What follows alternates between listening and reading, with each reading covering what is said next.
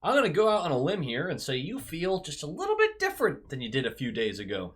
You would be correct in that assumption. Look, man, you've been so cool about this and haven't been dunking on me left and right when we were down 2-0, so I'm not even going to make fun of you for losing a game in which we were missing both of our top defensemen. I appreciate that.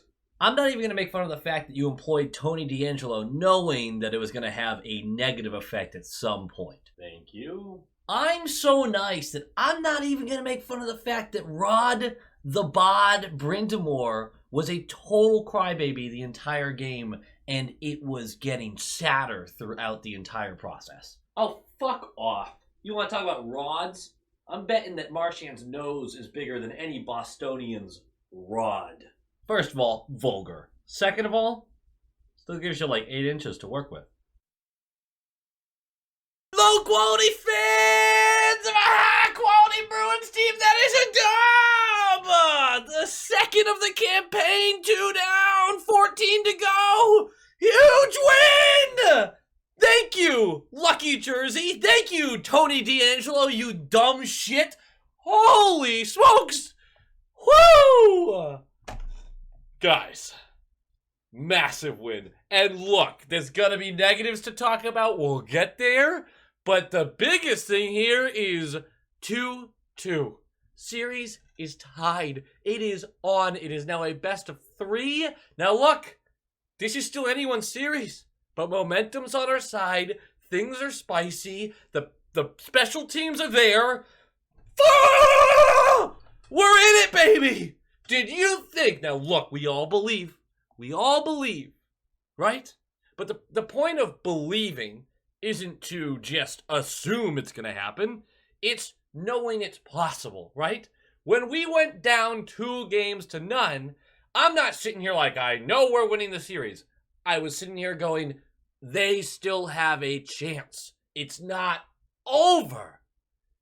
Well, it wasn't. This game, the series, at least, is going 6 games. We tied up the series. They won 2 at home. We won 2 at home. We got to snatch one on the road. Let's make it happen. Let's do this. We had every excuse to lose this game. Ranta comes back in for Kochetkov. He's feeling healthy enough, and he played a hell of a game. Martinook is out. He is now, I think Stepan came in for him, I believe. I don't know their lines well enough to automatically know the substitutions. But Martinook is out from that tangle up with Hall. But on our end, half an hour before the game starts, McAvoy. Now, an hour before the game starts, Cassidy says no line changes. So he didn't know. And then half an hour before it starts, McAvoy tests positive for COVID. I believe he tests positive. He's at least taken into COVID protocol. They only test if you have symptoms, which is really bad. It also means if he tested positive, because I don't know all the details, he has to miss 5 days, which means he definitely won't be in for Game 5 if that's the case. So right there, half an hour before the game starts, you go from having McAvoy on your top pairing to having to find a place for Josh Brown, who was awful, and I will hear no other opinions on it. He was not good. He was not good. Now, I'm going to give him a lot of credit for jumping into the game, a very tough-fought game, a very difficult game, jumping in cold, not knowing you were going to play, and you're thrown into a series where the series is on the line, man. You go down 3-1, it is so hard to win that series. But this game, you tie it up, you breathe life into the team. So I'm going to give him credit. But man, you want to talk about a downgrade. And on top of that, Lindholm, already out. Huge. We're missing our top pair. And we still came out with the win. We gave up the first goal of the game. We still came out with the win. There's a reason for that, and we're going to get to it. And it's a lot on the Canes. There's a lot of Canes players who are looking in the mirror right now and just going, hey, no offense, but what the fuck was that? And that's what we're looking at. But we're going to talk about this game. We're going to break it down. You can't be upset about this. You can't. No matter what asterisk, no matter what you want to put on it, you can't be upset about it as a Bruins fan. It's impossible. It's impossible. Forward lines stay the same. Because McAvoy is out, Grizz Carlo is now your top pair. Riley Brown was considered your second pair, and then Forbort Clifton your third. I did not see the minute breakdown yet. It probably didn't play out that way with Riley Brown being the second pair. It didn't feel like they were out as much as Forbort and Clifton were. But then again, there were a lot of special teams, so I'm not sure how the minutes really worked out. Puck drops! And it starts about as poorly as it can. It really does. The first couple of minutes, it's all Canes. They're barreling down on us, and you get worried that what if we just managed to, and I know this is wicked early in the game to say this, what if we just managed to squeak out that Game 3 win, and the Canes are like, all right, time to get back to our business, and they start rolling again. Looked like that for the first couple minutes, and exactly what you can't do happens early on. It's going to be a high sticking on Riley, 2.5 minutes in. Riley, he needs to wear one of those, like, you've seen those old ball gowns, right? That have the cages that the women wear, right? And then you put the cloth over it. He needs to kind of wear a version of that, but it's wider, and it just stays up top. I guess I'm describing a solid tutu is what I'm trying to say. But it has space where you can put your stick down. So there's a bar around the hips. So whenever he tries to lift his stick up, it just hits the bar. That would help, right? It's also like a no one can touch me ring. So he can bounce off of people. That doesn't make any sense. I don't know what I'm talking about. But Riley, stop high sticking people, you twat! God, dude! Massive kill, though. And it's very well executed. Again, these are moments where you go, are the Canes playing poorly, or are we catching on to some of the stuff they're doing? And as far as the penalty kill goes, it's been tremendous. They are really doing a lot right. 9 minutes in, fourth line forces an icing. Second line takes on a tired stall line. They do get clear, but during a forced bad change, we are going to have a massive opportunity. It's a wide open pass to a wide open net, and Carlo misses Hall behind by like 4 feet. Carlo, buddy. Carlo is not bad in this game. There's not a lot of players who had a bad game per se, but there are a lot of offensive moments that he really fucked up, and we're going to talk about a couple of them. 12 minutes in, another Canes power play. Lazar for interference. It was a legitimate call. I'm not complaining. I'm just saying, damn it, they got another one. We kill it. Another huge kill. But about 6 minutes left in the period, and this is going to be an obnoxiously easy play. 3-on-3 into the zone. It gets forced to the outside to the left, and it's just giving them so much space. Grizz, DeBrusk, and Pasta are all to the right of Swayman in the slot, almost like on a line, watching the play on the left boards. And the puck gets flung past them because there's 2 Canes players who are wide open in the slot because they're not being watched. And Pesci grabs it, shoots it through traffic, beats Swayman low, and that is 1-0. 3/4 through the first. You can admit you lost a little faith there. I know I had my little shudder. You go down 1-0 in the first on a game that feels like a must win. You're missing your 2 best defensemen. You're not getting a lot going offensively because your outlet passes aren't quite there, largely because of the defensemen you're missing. But leave it to the superstars. We talked so much in the last video, and the video before that, and the video before that, but the superstars have to be superstars. They have to steal a game for us. Swayman has to steal a game for us. Swayman hasn't stolen one yet, but if you want to talk about, stolen's still the wrong word, but a huge game by the top line, and it's going to start here, about 4 minutes left, and this is my captain. Bergeron taking the face-off. Marchand jumps in to secure the win. Save made because he just whips it on net. Pasta's going to collect, goes behind Ranta, and then flicks it right back up to the right side. Almost like fakes like he's going to wrap around, but just ended up flicking it back. Bergeron is there to smack it at Ranta. And my buddy Knucklepuck texted me, and he said it perfectly. That is some NHL 22 goaltending when it's your goalie. It really is. That, I have no clue how it got in. Bergeron just put it on net. It bounces through Ranta's legs. It feels like it went off of him and then through. Very strange, but it's 1-1. Okay, we're still in it. My idea of this game without McAvoy and Lindholm was stay in the game long enough where a lucky bounce decides it. That's how highly I think of McAvoy, that I thought we were just going to get shelled without him. Boy, was I wrong. 3 minutes left. I'm going to point this out because it was bothering the hell out of me. Lazar lays a nice hit, a hard hit into the boards, and Stahl looks to the ref and raises his arm for a half second and puts it back down. As if to like, hey, make the call. I hate that shit. There's a reason I don't watch soccer anymore, man. Because of stuff like that. play the game, and the calls would come. I think the refs were really getting annoyed because after every whistle, every single one, either Rod the Bod or his players were jawing the refs after every single whistle in the first. Brutal look. 30 seconds later, Stahl's going to go for hooking, which I thought was just, hilarious. We are not going to get anything on it. 20 seconds in, Pesce prevents Hall on a wide open chance. And then Trocheck flops. I sound like a biased Boston fan right now.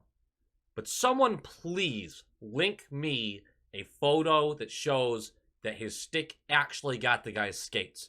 Because it looked like he hit the outside of the guy's skates and he just went, boop, foof, just flies and hits the deck. They're going to call it at least $140 of 4v4 now, and then they're going to have a little bit of time on the power play. The other big Carlo moment is as the time is dwindling down, Carlo's going to miss DeBrusk on a wide open net again. Oh, the passing was so bad by him. And it was contested passing. They weren't easy, but he lands one of those. Oh, you are just losing your mind. Brutal. Second period starts, and 33 seconds in, the game is lost. It's lost. Stall. The stall line gets to work immediately. We have the puck multiple times, keep failing clearances. Most of all, Riley had a big chance to clear but failed. Puck continues to get cycled, and Stahl just gets lost in the coverage. It eventually ends up behind the net on Niederreiter's stick. He feeds a slot to Stahl, who has one of those easy, Swayman was holding the post and now has to react to a slot shot immediately. Beats him far side on the glove. It is 2-1.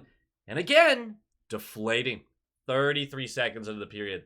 Absolutely deflating. This is when the game got away from Carolina, though. And this is why I say that Carolina needs to be looking inward on a lot of it.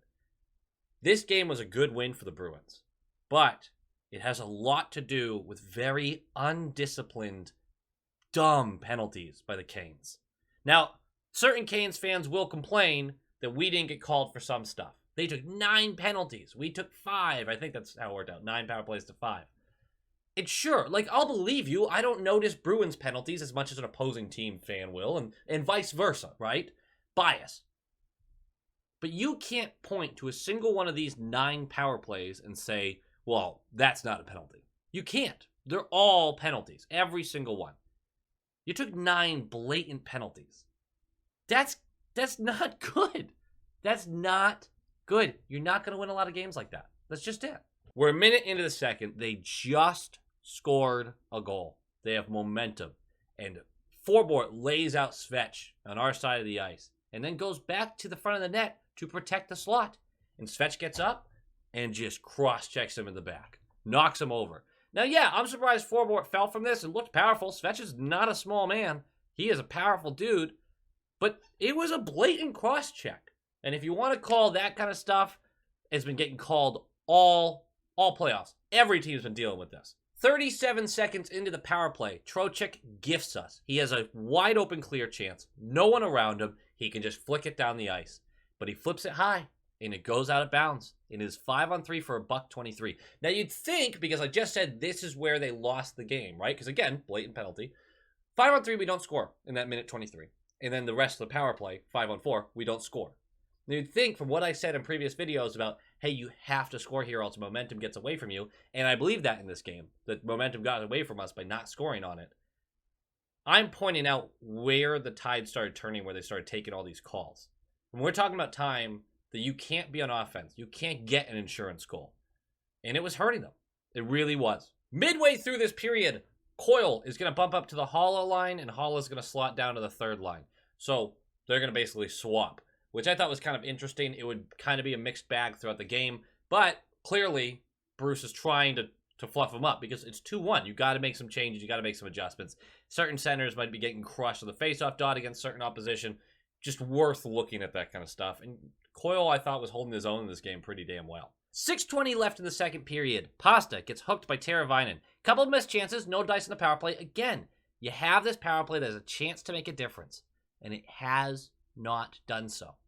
But that's another couple of minutes taking Carolina out of the game. Yes, they can score shorty. Fine. But other than that, they're really ruining their own chances to put another goal up to prevent this from being a good bounce game. That's what you want if you're this Bruins team right now, down your best 2 defensemen. You want to stay close enough where a good bounce can win you the game. 2:30 left, and this was not a dumb penalty. Niederreiter, there's a 2-on-1 forming. Smith has the puck on the left wall, and if he gets his pass off, it is a wide open chance. So Niederreiter slides into him, gets his body down, slides into him. Smith tries to deke around him. He gets caught, trips. That's tripping all day. But Niederreiter kind of had to do that. I didn't see another option unless he tried to just intercept the pass, which that's a lot harder to do than just block it. I don't know. So we are going to go to the power play once again, and this is huge. Marchand, from below the goal line, throws it in on Ranta. It's under his pads, but he's looking left and right. He has no clue it's beneath him. And he's got one leg up in like a knee up situation. And DeBrusk comes in, and he jabs that puck through the 5-hole. It's a tie game. Power play goal. Challenged. This challenge was really interesting because in game 1, I think it was game 1, Stahl had a goal waved off because he speared the pad and it pushed the puck in. It directly allowed the puck to get in. In this instance, DeBrusk comes over. I'm not sure if he speared the pad or if I think Niederreiter was the one covering him. I'm not sure. But someone hits the pad of Ranta. Now, this pad didn't allow the puck to go in.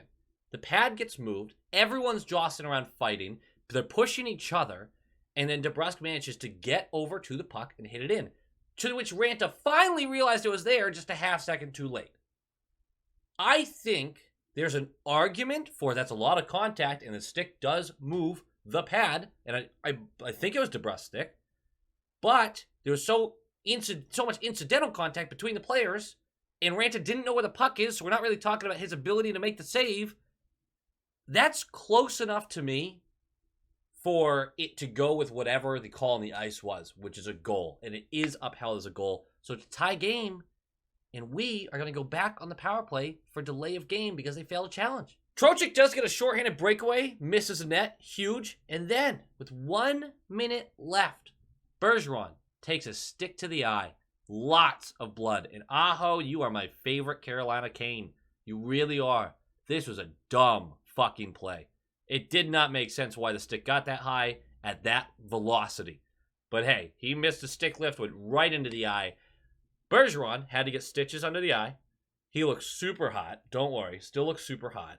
He tried to come back out to take the face off for the 5-on-3. They're like, no, you go get stitched up. He would come back for the third. So we have 5-on-3. Now, we're not going to do anything with it in the second period. But the third period starts. We have 45 seconds of 5-on-3 and a few minutes of 5-on-4 because it was a 4-minute minor for Aho for that high stick. Again, undisciplined penalties. Massive difference in this game. 5 forwards on the power play unit. Coyle and DeBrusk are going to join our top dogs of Pasta, Bergeron, and Marchand. And with less than a second left of the 5-on-3, there have been multiple shots, multiple retrievals, and the puck gets cycled back up to Marchand, who has a moderately high slot position, and just beats into Sniper-Rooney and cheese. Beats Ranta high glove. 3-2. And we still have a power play for another 2 minutes and 54 seconds. Because we scored it while it was on 5-on-3. We aren't going to do anything with it, which is fine. It is what it is. Like, we've scored. We are going to take a penalty. We knew there was going to be an early one on us, but this is a legitimate call. Grizz, he wraps up an opposing player. I think it was Shea going into the boards, and that's going to get called. They called him for high sticking, which kind of shows they were looking to make a call as quickly as possible on Boston. We know they do this. I'm not even complaining. It just was what it was. They just called it wrong. It was hooking or holding, really. But with 40 seconds left of this penalty kill, Carlo completely fucks up a clear. But on the ensuing chance, blocks the shot, makes a good pass to get it out. So those are going to offset. I wasn't even thinking insurance goal at this point, but 6 minutes in, it's a face-off win on the left side. Marchand jumps in to collect the puck. Pasta from the left side is then going to cycle back in front of Ranta. Marchand's going to cycle behind him a little slower. Pasta gets in front of Ranta. The pass is perfect. It gets to Pasta, who buries it into the open net. That is 4-2! It's a 5-on-5 goal. It's beautifully executed, and it's an insurance goal with 14 minutes left in Game 4 where you're down 2-1 in a series. So fucking clutch. And then Tony DeAngelo, thank you, you idiot. Blatantly takes down Lazar away from the puck. Lazar dumps it, or it gets dumped in. Lazar's going for it. Tony D just with a high cross-check on him. Didn't make sense at all, but he's going to go. And what's even more impressive is Tony D, after the play, does what any player should do, by the way. After the whistle, goes over to Lazar, starts smacking him around a little bit. Now, is it something I said players should do? Not really, but it is trying to antagonize Lazar into a call. Like, I'm not mad at Tony D for going after Lazar after. He's trying to even it out because he just fucked up so bad. And Lazar is just smiling at him. Like, all right, bud. Oh, you're going to hit me? Oh, you're going to hit me? I'll see you when you get out of the box. And boy fucking did he. We do not get anything on the power play, but we kill off 2 minutes with it, so I'm pumped. And as soon as Tony D gets out of the box, Lazar lights him up twice. Just absolutely obliterates the guy. He's going to get his revenge on the ice like a smart player. Oh, I know Lazar might not be a guy coming back next year, but he really... he just plays like a guy you want to watch, doesn't he? 3:48 left. They will pull Ranta, and Marchand's going to get the empty netter to cap off a 5-point night. And that is a dub. Like, comment, subscribe. Nailed it. Yeah, got it late at the end. Whatever, who cares? Game notes! The superstars were the superstars. The Bergeron line, Bergeron with 3 points, Marchand with 5, Pasta with 2. Massive. The power play went 2 for 9, which is, good enough for me. Shit. Absolutely awesome. Canes really need to look in the mirror on this one. Yeah, you can complain about the refereeing all day long. But again, those 9 calls were all legitimate. If you want to say the Bruins got away with stuff, whatever. But just like in Game 2, where, there was a bunch of offsetting stuff after the whistle, so it was harder to say what was legitimate or not, you got to stop engaging in it at a certain point, right? When after Game 2, we sat there and went, all right, well, guys, you can't take 9 penalties. Stop engaging. The room is silent in that Canes locker room other than Rod the Bod screaming. Just screaming at his players. You can't take that many penalties in a game that, really would have solidified this series for you. And now it's 2-2. It's anybody's series. Absolutely massive flip of the script for us. You'll love to see it. Bergeron, I think, is going to be okay. I really hope so. They stitched him up. He played a good third period, so I got to assume he's not going to miss any time. McAvoy, likely out for Game 5. That's just my opinion. I assume he's out. Lindholm, I'd probably say probably out for Game 5 too. I don't know if we see him again this series, which means Josh Brown's still in, man. And boy, that's scary to think about. Because now they get to choose their matchups with Josh Brown in Game 5. We got to steal one here. But the confidence is there. That does it for me. That does it for the review. We talked about it. And we got the confidence. We're going into Game 5. There's a real chance that this team, after going down 2-0, we have a chance we can steal this series. What a massive difference in how it feels right now. After those first 2 games, this fan base was dejected. And we're just telling everybody, hold on! Hold on to that hope! And here we are, a tied series! Go Bruins! Let's go Bees!